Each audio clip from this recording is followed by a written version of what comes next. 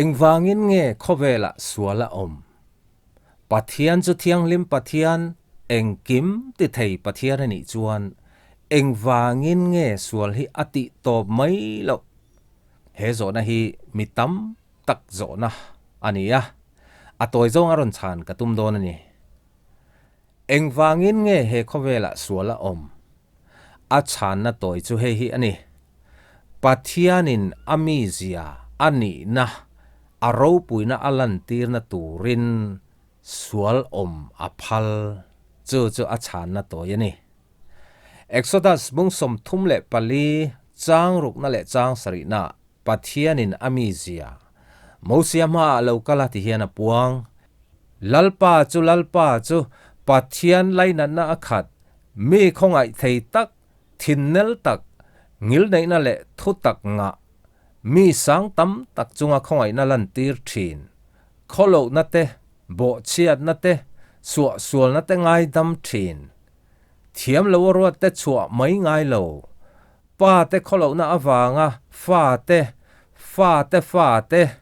chuan thum na le chuan li na thleng po a hrem thin chu ti in apuang ta a he bible changa pathianin amizia apuan chua chu lainat na akhat mi khongai thei tak thinnel tak ngil nei na le khongai na akhat mi sang tam tak chunga khongai na lan tir thin kholo na te bo chiat na te sual na te ngai dam thin pathian ani ale lama chuan pathian chu thiam lawaro te chua mai ngai lo thil sual ti tu te chunga athin urna lan tira hrem thin pathian ani ti minril pathian chu sual siam tu ani lo pathian in sual a siam lo to ma sual ti lui tir bok lo pathian in sual om aphal na chan chu amizia a khongai na le athin urna lan tir nan sual om aphal ani zok pathianin mihring masaber adam le evi te asiam khan sual nei lovin asiama achia le atha du than theina apebok pathianin anni chu chia le tha du than theina ape ka wangin pathian mangai na chu an chang le theya pathian thupek an zom don nge zom don lo ti po an thang thei bok pathian thupek zom lo an thang pathian thupek zom lo an thana wangin an ma ni le mi zong chunga sual le thi na alo thleng ta ani adama bo chen na wangin lei hi pathian an chedong alo ni ta a mi zong pian pui sual nein kan lo piang theu pathianin kan thana turin athupek te zom turin mindu amairo chu kan du thlan na in athupek zom ain ma ni konga kan penga thil sual kan ti thin pathian chu thiang lim pathian fel takaro rel tu ni tin misual ta chunga lung ni lo na nei pathian ani ale lama chuan pathian chu mangai na ani a khongai na le laina na akhat pathian ani awangin mangai phulo khongai po phulo mi hring sual fa te chandam na kong afapa isu krista mangin abuat sai dia mani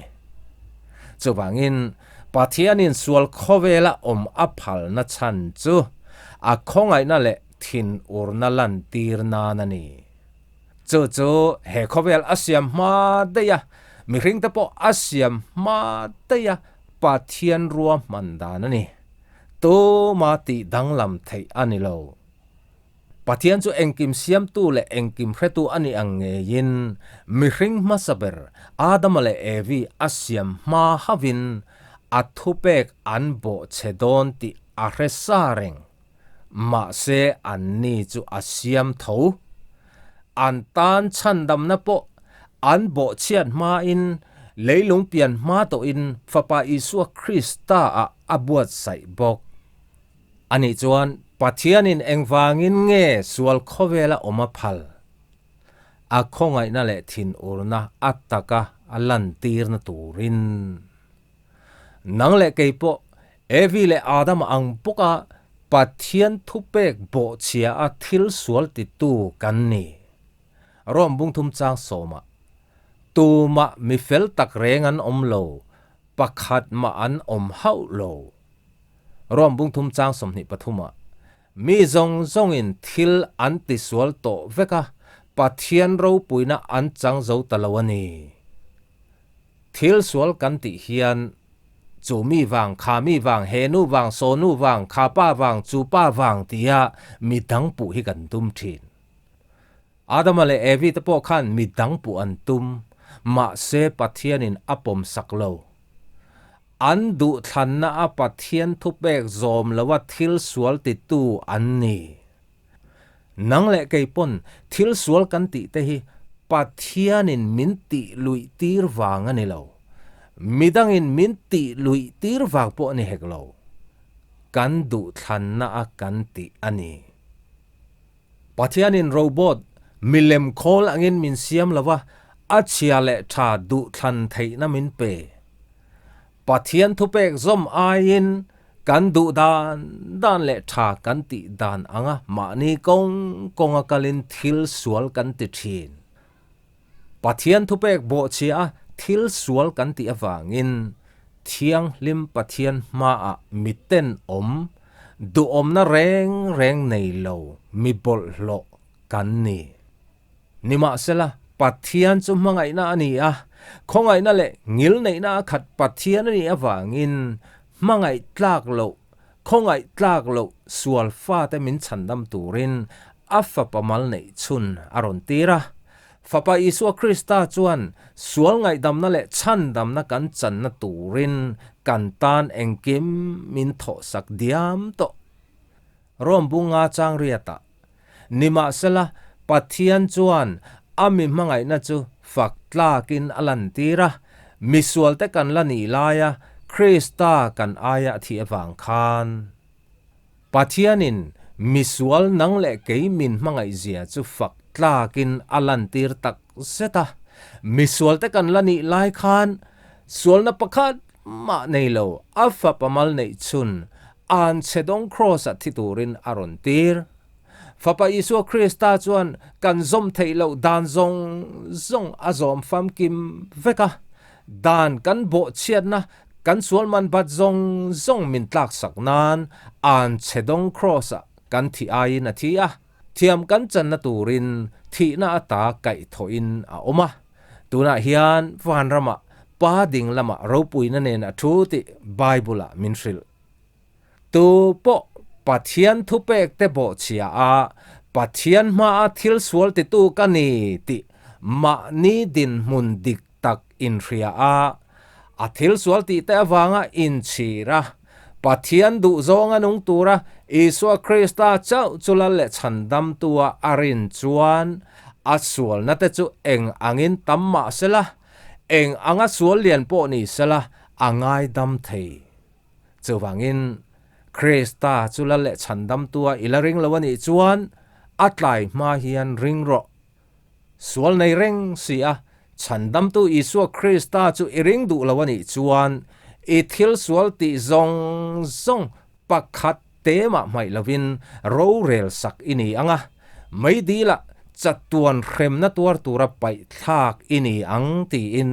lali suan ti hiana soilok thupuan bung som ni chang som pathuma tanga som panga a mitin until ti anga ro rel sakin an omta a tin thi na le mithi khwa ta chu mai dila an paya chu thi ni na chu ani mai dil chu tu ming po nun na bu asiak an mu lo chuan mai dila an pai boka pathianin he khowela sual aphal na chan chu a khongai na le thin urna lan tir na na ni pathianin chia le tha du than theina min pe a kan du than na in pathian thupek te kan bo chia a mi zong in thil sual kan ti to vek misual ta na chandam tu chun Isu Krista chula le chandam tua ilaring lawani chuan tuna ring ro engtika ngei thi do ni hrelo chuwangin atlai ma in Krista chula le chandam tua ring mai ro Israel na te kha chu mi wang kha mi wang tia mo pu tur zong lovin idu than na nge ya iti ani to ma mo pu tur ani lo chandam tu isuan anen pana Israel na zong ngai dam tura asom lai chihian hun tha apek lai chihian anen pan la o lalpa ima a thil sual te tu kani ka sual man bat zong min tlak sak tura fa pamal nei chun iron tirawa ngin kalome o isu ka sual man bat zong min tlak sak tura cross ka thi aya ithia thiam ka chan theina tura theina ne a kai thoi om wangin nangma chau hi min chandam theitu ini ti ka reta ka sual na zong min ngai dam la idu zonga kanun theina turin idu angin min siamang che tia sual sim tura isua chulal le chandam tua irin chuan a chandamang che athuzam theina thin lung thar chatuana nun na nen ape ang che lalpan athu kan zatan mal somro se